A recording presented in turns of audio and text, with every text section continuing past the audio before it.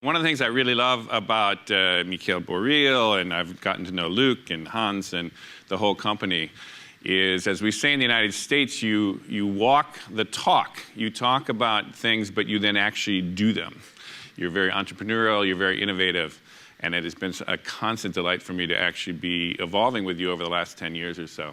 And one of the things actually just to say about that is, in fact, a lot of the video folks, I'm here not just with myself to talk about it, but we have a team of about 6 people here who are actually capturing everything that you do here, and we're doing a lot of side interviews, as a lot of you know, because it is a part of the engagement. We're trying to figure out, it's not as smart as you folks are and as brilliant as you can see the next year. There's no way your company is going to really thrive or succeed unless you really deal with all those people at the other end of that camera. That's the 20,000 folks, close to 20,000 in your company. And so one of the key things is here, they have to understand what happened here. They have to see what you actually have come up with. They have to understand what's coming out of these working groups. And once it gets on your team park, they can actually build off that and really kind of give you the feedback and also evolve the ideas in a way that really makes your company thrive over the long run. So anyhow, we're here both in a practical and a theoretical way to talk today. Now, what I'm going to do, though, is talk about a series of paradigm shifts. You're all tech people, you get paradigm shifts. We've watched several of these series of paradigm shifts in the media, in politics, and now I'm saying it's actually coming to problem solving in the broadest sense, towards more engagement, getting more people actively involved in solving a big challenge. I'm going to go review this, but it's also going to be set up to understand what is happening in large-scale engagement of your whole company and of large organizations up to 20,000 or even more to actually solve things in the way that used to be an elite group of, let's say, just senior managers or executives solving these things. Now, before we get there, my role has been to kind of the outsider. We just got the insider kind of views for the last couple of days. And I do want to remind you, it's obvious at some level, but it is really worth pointing out that the year you just went through and the year you're going into is way bigger than just the tech space, right? Way bigger than just your economy here in Europe, global economy. We're really going through, I think in the long term, if we look back in 10, 20 years, we're going to be seeing this as one of the more fundamental restructurings the world has gone through. There's a really, really fundamental shift going on here. There's a few times this happens when we face as a kind of world an unprecedented series of challenges, which we are up against now, and also when you see deep structural changes in the fabric of the economy and society. We're in one of those moments now. We're watching a kind of a tectonic technology shifts, not just, by the way, in information technology, but we're watching it in biotech now. We're watching it in energy technologies. There's some really fundamental restructurings going on in technology. We're watching this re-knitting of the global economy and really the entire global system. It's not just globalization. We're watching incredible global integration that, looking back 50 years, will be seen as the critical thing that happened around the early part of the 21st century.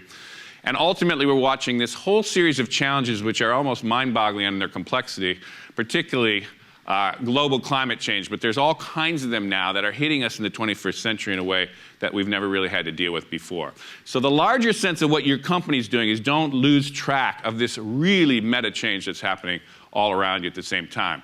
So we're looking at a kind of a transition in the course of the next 10, 20 years here that truly is moving from a kind of much more globalized, integrated kind of world. We're definitely in the beginning parts, despite the kind of frustration around Copenhagen. We saw some big moves there. We're really watching fundamental shifts in our energy technologies, which is going to have a lot of implications for technology companies in the IT space. So much of that has to be managed by that. We're watching a sustainable shift, which is going to have a lot of pressure on corporations to kind of, in fact, we're watching it here in this Society's palace here. Beautiful kind of sensibility towards sustainability that's only going to get more and more ratcheted up in the next 10, 20 years as this gets more difficult. And ultimately, we're watching a kind of a shift across the centuries. This is finally the kind of big new invention of 21st century systems. Now, if you get more concrete about that big picture kind of what's happening, you essentially have a series of smaller paradigm shifts. And one paradigm shift, which is absolutely comes through loud and clear, is a shift towards greater and greater engagement of more and more people to draw them into these processes. And it happens in several ways. You're watching it very clearly, and I'm going to touch just briefly on it. It has happened in media.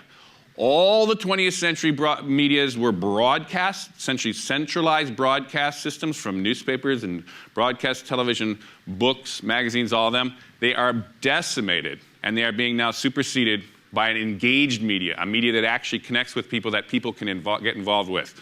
Crystal clear in that thing about that trend being very, very clear. What I also was involved with the last 4 years is essentially the old way of doing politics, very centralized top-down way of doing politics, was demolished by essentially a technologically enhanced, decentralized way that engaged way more people in the process of politics. And that was the Obama campaign, of which I was involved with. And I'm going to give you a little bit of the facts on that just to kind of remind you how this works at other fields.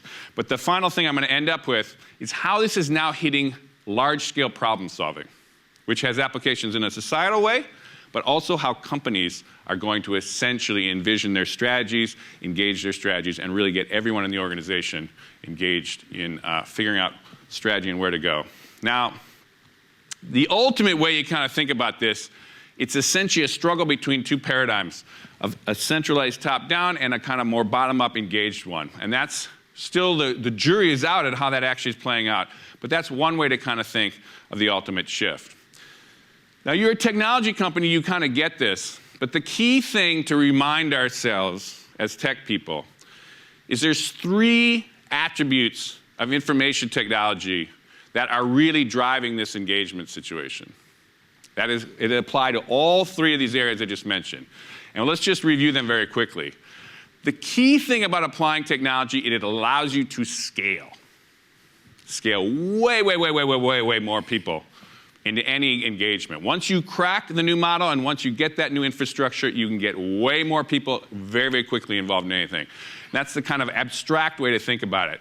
And it's the basic social networking phenomena that we've seen in everything that's happened in all this social media, that if everybody just invites two more people, that starts essentially an exponential growth of doubling and doubling and doubling, and those numbers get phenomenally huge to the point where you get Facebook numbers, which I'll mention in a minute here. That dynamic, people outside of tech don't really understand it, but that is the juggernaut behind essentially the absolute proliferation of social media right now. Every iteration is a doubling. The second piece about technology that you're aware of is it allows you to, and it's partly related to the scale, it allows you to parallel process, do things at the same time, coordinate the same thing or similar things at the same time, which blows you out of the constraints of physical kind of containment. And this is, of course, a server farm, which we want, remember the old days of computing, we thought, well, if you had just one giant supercomputer, one brain of a supercomputer, that would do all the calculations. And someone said, now wait a minute, what if we took a problem, split it up, distributed it amongst smaller computers, and through lightning-fast telecommunications, reassemble the answers? Much quicker, much more scalable. That's server farms. That's how every Google search goes now.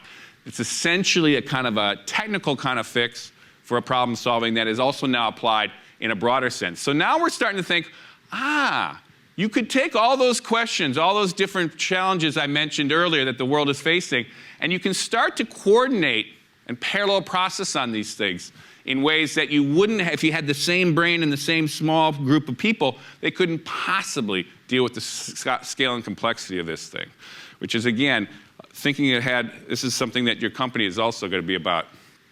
The other thing, obviously, what it does is it collapses space. And you're watching all the implications for your outsourcing here at India, that. But it's really a huge shift that essentially blows through all these things, is that physically contained meetings get completely superseded. If you can find a way to connect those two worlds, you've got a powerful, powerful organizational principle. And that's what IT lets you do. So applying those principles, I'm just going to do quickly here, just to give you a little flavor of the media one. And again, I could do a whole talk on this, and in the past I've actually done this. But if you look, these are the traditional media industries. Every one of those is essentially a 20th century construct. Every one of those is essentially a broadcast in the broadest sense thing, where the professionals at the center created a kind of some content and push it out to passive audiences. Every single one of them, particularly the United States, is decimated right now. It is really, really, now it's a little less so at the far end here, because these are actually taking a longer time, higher bandwidth needs actually for the internet. But the ones that were hit early with the text kind of based ones, newspapers are completely in free fall, going out of business in the United States left and right. Books now are actually reeling. The publishing industry in New York is just reeling. Anyhow, you can go right down the line. And what's happened essentially is every one of these things has just been flattened. Now, why have they been flattened? Because the medium essentially that took advantage of that new infrastructure and engaged people, got them involved, didn't passively treat them as audience, but engaged them as active people involved. All of them have exploded in that exact same time frame. These are the YouTube numbers. In the first year of YouTube, they were getting 100 million video streams a day off their servers. They are now up to way over 200 million video streams a day. That's one group, just YouTube, in the space of a day. That's because people want to engage media. They don't want to just turn on television and watch media. And this is the kind of growth. Facebook, another thing.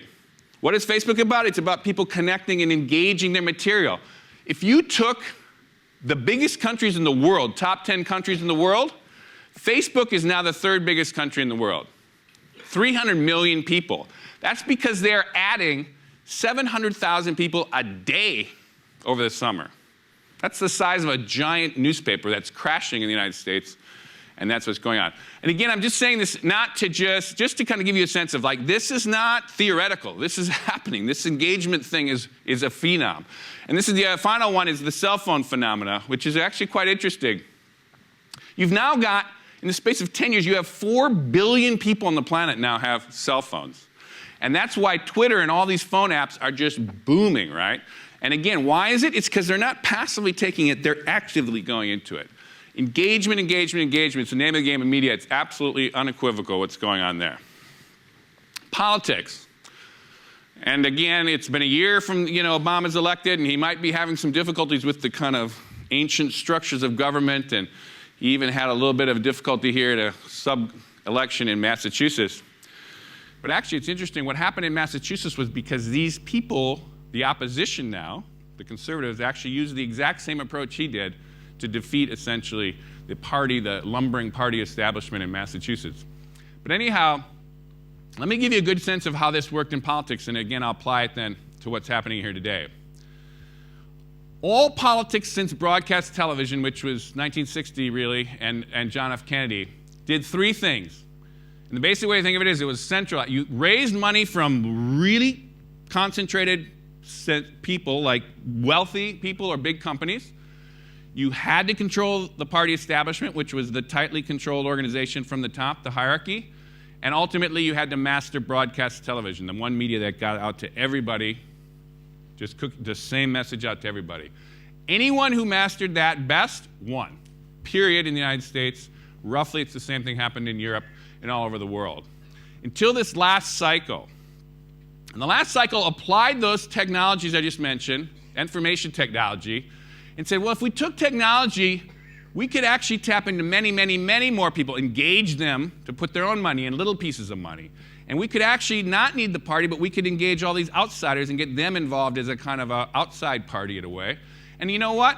We could use this new media, the web, that didn't have to control these very expensive kind of broadcasts. And so, in fact, what you watched in terms of all the different ways this happened, fundraising, and I could go through all the numbers, but I'm just going to do a good example of this.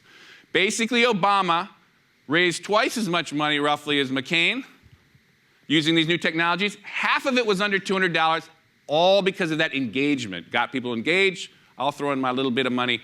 Whoosh, overwhelmed the old centralized system of going to the big, richer people to kind of do it. And again, so what you basically got is in the past, that's what it took to win a U.S. election. It was about 100,000 well-off people. Obama, in the primaries, got 1.5 million people, which was more money than anyone could do. And ultimately, you watched in the election, it wasn't quite that, it was about 4 million people, but he raised more money than anybody in the history of politics. Same thing with organizing. And again, engagement, engagement, engagement. What happened here? The numbers in the United States, the Democratic primaries doubled the people involved in those primaries. And the Democrats almost doubled what the Republicans were able to turn out. Why? Because they had these new tools that engaged people, made them feel connected to the process, made them get energized, made them get out of their houses, made them come out to vote, all the things. Engagement, totally superior way to go. And ultimately it was a group of people, centralized old staffs, essentially the executive committee type way, or getting everybody involved. Boom. Millions of people involved worked. And then the final thing I'll just say with the media, and then turn to the problem solving, is these new media numbers. This is just, again, an example of the difference between 120 million views for YouTube views for Barack Obama, and ultimately not very much at all for John McCain. Now, why is this important? Engagement. The top 10 videos on this site, people were watching them for an average of 14 to 15 minutes. Not 30-second ads passively watching on television. 14 minutes they would engage this stuff and really actively take in the messages and understand what's going on, and then actively hit another button to get involved, put money in, or sign up for the campaign. Engagement, far superior, blew away the old way to do it.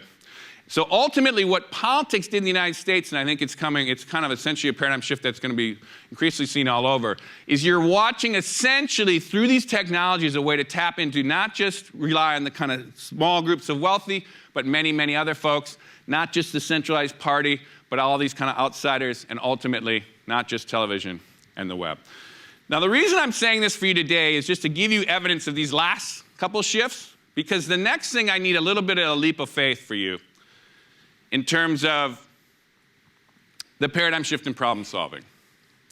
And this directly applies to what you're doing today. So, is that this is a next realm. This is the early stages, and this is why Mikhail is always kind of on the front lip of a lot of these things, is what we're watching here is there is a next wave of tools that is going to allow a lot more sophisticated involvement of a lot more people in things from everything from solving strategies of companies to solving policies and ultimate solutions for the whole way countries can even work. And the basic way to think about it is it's kind of similar. I don't think the financing works as much in your context here. It does for social kind of context, which you're going to see the financing of these things. But the main thing you're going to watch is there's a shift from what used to be always the core insiders figuring out solutions, whether it was, again, company strategy or ultimately policy for the country, and kind of the old way of doing it, physical meetings, and then once you figure out something, get it out through press releases and things like that, to essentially a way that you're going to watch, again, the financing a little bit different for you guys, but you're gauging a much larger, and when I say much larger, like tens of thousands of potential people involved, and then ultimately leveraging these new, the new tools of the web here. Now, what I've been doing the last 18 months, since essentially the Obama election, is I formed a company that actually has been working on a new way to solve big complex problems fast. And Mikhail was mentioning how it's all about speed right now. And I'm doing it against a little bit more motivated for what the country, the world actually faces, these incredibly complex problems like how do you shift to clean energy, how do you deal with climate change. The old ways of figuring this out in a little government task force or something are just completely overwhelmed. You need to engage tens of thousands of experts from all over the world to get anywhere close to solving a problem of that kind of complexity. That's my motivation on this thing. But the actual applications apply to private companies as well. Is you've got to basically do two things. You've got to essentially figure out a way to get all the good work that comes together in physical meetings like this and connect it into this online world. And once you get there, you need essentially next generation collaboration. Not the old way of just doing email, occasional kind of things that we did in discussion groups, but the next more sophisticated collaboration. Now you're on IBM's platform, Connections, Team Park, excellent, excellent platform. But I want to tell you that coming from Silicon Valley, there is an explosion of new work around web collaboration is the general way to think about it. It's kind of like the way social networking was 4 years ago, where there was a ton of new companies. People generally didn't understand what social networking was, but ultimately had this huge impact that we are very clear about today. This is the same thing that's happening around web collaboration. One of the big companies is Google Wave, and the technology folks, you may have heard about this kind of Google Wave. Google has put their top team for the last 2 years on a thing essentially developing a new platform called Google Wave. And essentially, it is a collaboration system that allows very nuanced, very sophisticated collaboration. And it's essentially a platform that allows all kinds of these apps, like a kind of Apple iPhone apps, to do little pieces of collaboration. Well, I'm going to figure out a way to do a whiteboard. I'm going to figure out a way to vote. I'm going to figure out a way to do all the little nuanced things you have to do in face-to-face communication. Other companies are springing up, though.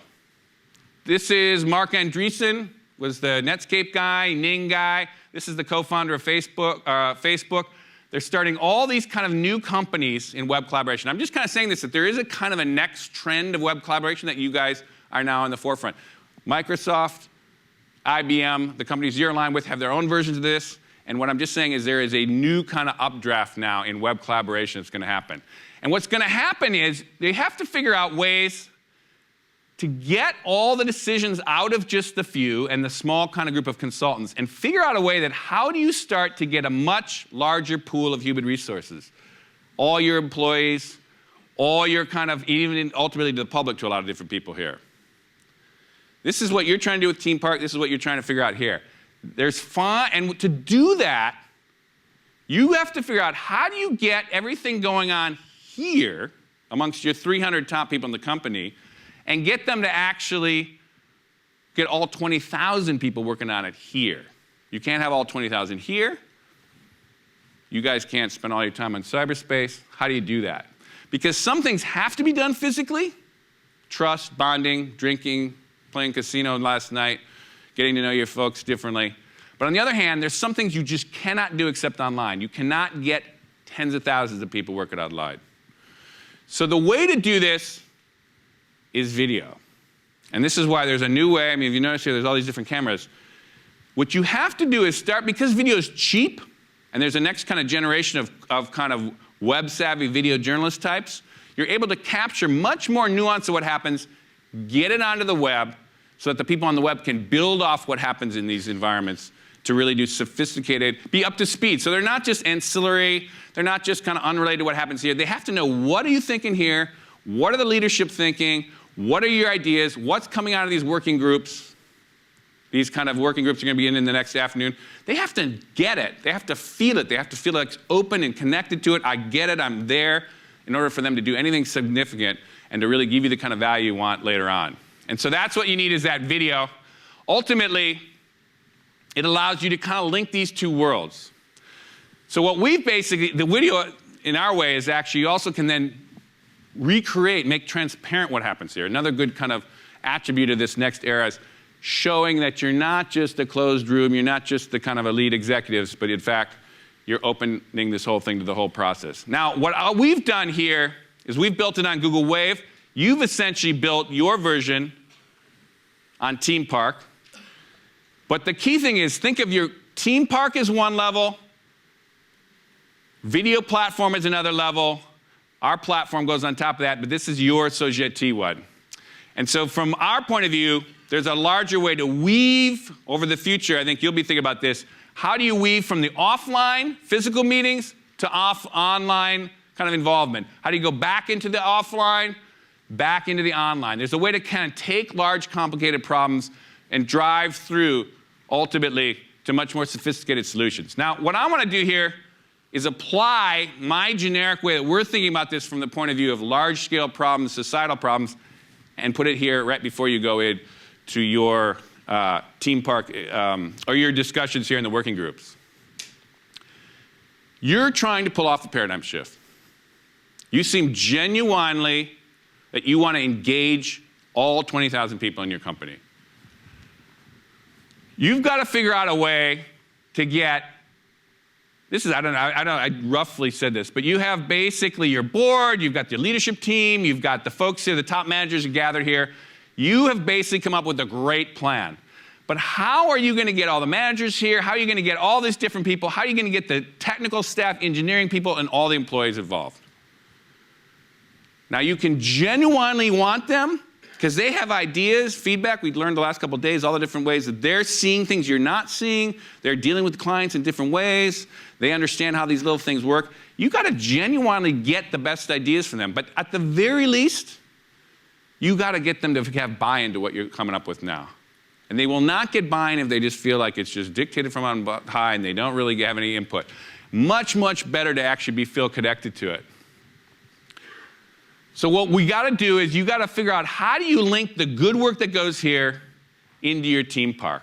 And we're basically saying, through the video here, we're going to basically capture, we have been capturing everything on the stage, capturing all these side interviews, we're capturing what's coming out of those work groups. We're going to package that in a way that actually is easily digestible, many different entertaining, interesting ways that your entire company can then basically understand what's going on there. And ultimately, you've got your team park platform. You're not only able to basically understand who's in the company, which is a great thing that you've already started to do, you're also going to be able to debate and discuss what's going on these proposals, these 11 proposals. But ultimately, they can evolve, build on them, use the wiki forums, use the kind of things to actually let them evolve the ideas. It's a big leap. It's not a normal kind of way to do it. But basically, if every one of these areas you really want serious work on, every one of these things you really want people to understand fully and engage and want real serious feedback on, this is the way to do it.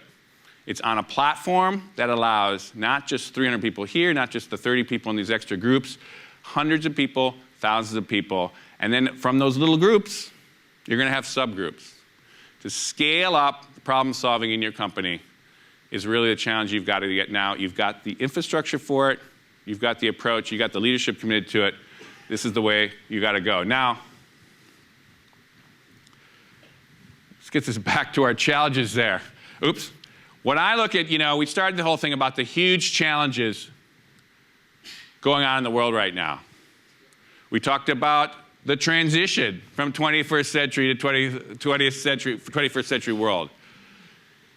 You're the subgroup within that kind of larger context. But what you've got to do is figure out how is your company going to navigate into this very, very different, very, very complex world. Think of these new tools, to engage, these new tools to kind of coordinate collaboration over the long time as like really a part of the critical solution. Walk the walk is what we kind of talked about before. You've talked about your clients that you got to use these technological solutions. Use the technological solutions here in your company. And I would say that in the long run, you are going to be not only on the forefront of a huge kind of trend, knowing how to kind of talk to your clients better, but I think it'll actually prove to be a much better way to form strategy, to get your company engaged and get everyone aligned on the right strategy in the long run. So that's where I would basically say it. It starts with you folks. I would say this is our kind of shrinking world that we've got to deal with in the terms of the 21st century challenges. This is your future in the next 10, 20 years that you got to deal with your company. It's really going to start with you folks here engaging your company, but really it's not you guys solving it. It's about your whole company solving it. It's the we. And so I would hope that as you go off into these little working groups here today, think about setting the context for the other people to contribute. Think about not just telling them what you're doing, but engaging them to work on these in the long run. So thank you very much. Appreciate that.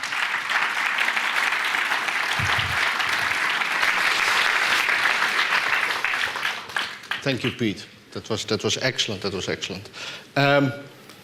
We're running a little bit out of time, but still I want to ask you a question and maybe open up some questions from the audience. We still have a few minutes.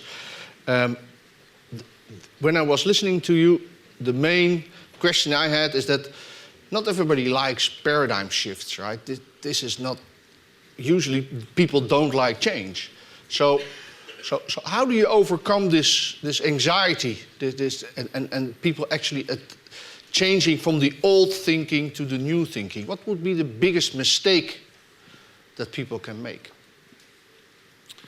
Well, here's the thing, and I watch this very closely. One of the reasons I was giving you the background on what happened in the media, I was in the media business. I watched, in the early Wired days, we talked about the destruction of what's eventually going to happen to newspapers. And the newspapers had 20% margins at that time, and they were saying, you got to be kidding. This internet's going to basically undermine newspapers. crazy. And now, in fact, the entire kind of these newspapers are literally in the United States are going out of business on a week. Every week there's a new business, a new one goes under. Same thing with politics. I was involved deeply in Democratic politics. People in Hillary Clinton and all the kind of traditional politicians, they looked at us and said, you got to be kidding. You're using, YouTube videos and MySpace and Facebook and, text messages to win in this thing. And in fact, the only person, the real outsider who had no chance traditionally of winning was Barack Obama. And he said, oh my God, okay, I'll try that. And clearly it won in the end. And now everybody's kind of adopting the same thing. As crazy as it sounds right now, this is the same thing that's going to happen in this paradigm shifts. The companies that stay kind of very elite-oriented, and I'm going to just figure it out from the center, I'm going to be the kind of executive committee or even the top managers, we know better than everybody.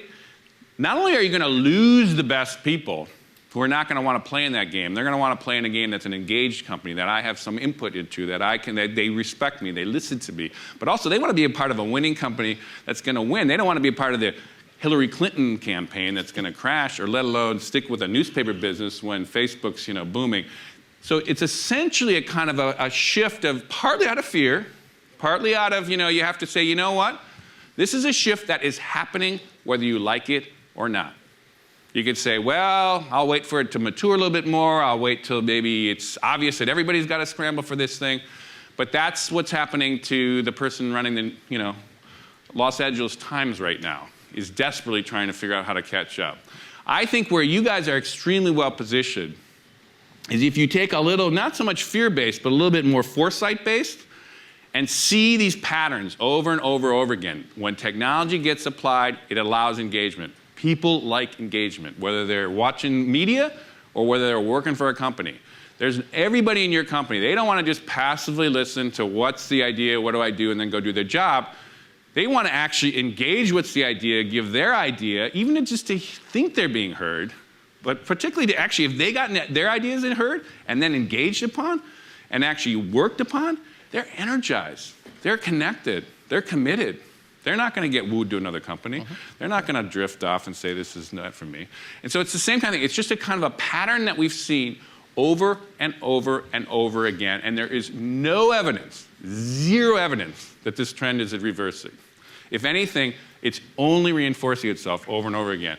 And so I would just say you want to basically, partly out of fear, and say, you know what, we got to keep with it, but more out of kind of vision. And I think the neat thing about your company, SocialT, which I've actually been really impressed with over the years, is you actually are innovative and you actually are entrepreneurial and you do take risks.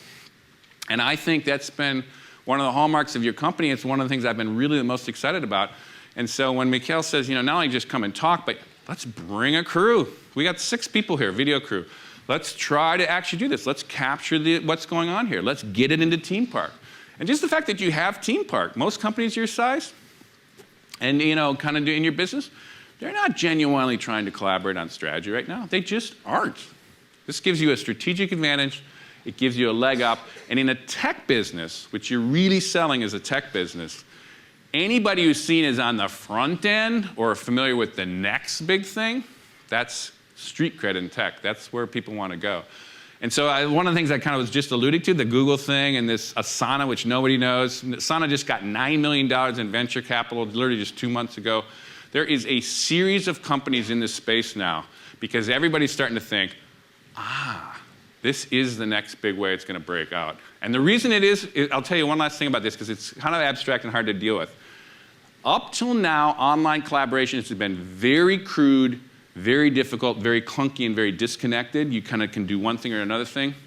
What's starting to happen is it's getting much more integrated, much more smooth, much better user interfaces, and much more sophisticated so you can get much more nuanced interaction online that's much more similar to the nuanced kind of interaction that you get in face-to-face. So just think, there's a next generation. It's just starting. You're part of the forefront. The more you do it now, the more you're going to save in the end. Okay. Well, are there any questions at this moment from the audience? Just one there in the middle. Somebody is running towards you. Can you keep your hand up? Yeah. So Michel is getting some exercise. Peter, What do you think of the idea then of extending Team Park to our clients and to outside talent? Do you think that's a risk of exposing our IP and intimacy, or would that be something you'd recommend? Good question, right? That is a fantastic question. I think there's an internal, one of the Team Park, or one of your working groups actually has to do a little bit about transparency, if I remember. I think Menno was telling me about it or something. But I would say that is the next where it's going. I would say it's risky for a corporation right now to actually get that far out right now. Because if I hear you right, here's what I would say. Is you're still talking about, you want to be talking about serious strategy. You really want people to openly talk about your vulnerabilities as well as your, your strengths.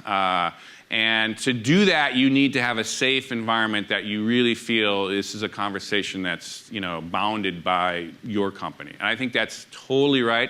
And I think ultimately that's the way to get everyone over the hump and feel confident about using this thing. That said, what you're saying is the ultimate next step for all of this. And what's really interesting is that some really established companies are doing, like PG&E, for example. PG&E, essentially, its R&D is now done more. They have an R&D department, but they essentially are now exposing all their R&D ideas and engaging a community of outside developers and even their clients to actually help them figure out the next products that they're going to be lining up there. And they're finding it's fantastic. It's accelerated the amount of products that they've now come up with. It's engaging this huge community of people that wants to actually work with them now. And it's been a huge hit for those guys. There was some vulnerability of exposing that kind of long-term thinking, but in fact, it really worked very powerfully. Google's doing the same thing. Google, in fact, with this Google Wave situation, they're essentially allowing a community of developers, and actually my company is one of them, complete access to this thing. They're saying, here it is, rough, here's our plans, here's what we're trying to do, give us feedback, figure it out. And it's just amazing how basically people will respond to that. And so they're finding it very successful to engage potential customers and also potential competitors even to give them a kind of little insight. Riskier, but clearly where the trend is going. And I would say after a time, you might consider that as well. I think in your business, getting at least your customers engaged in this, maybe not totally exposed to the public and your competitors, but the earlier you get your customers involved, the better, because they'll give you better than anybody. But at this stage, at least get the 20,000 people on the front line who are talking to those customers actively involved in this process, and that's what you're doing. And I think it's a totally great first step. Okay. Well, I think there must be more questions, but Pete will be here the rest of the day. So what I would suggest for timing is that we thank Pete now with another big applause. Thank you very much, Peter. Thank you.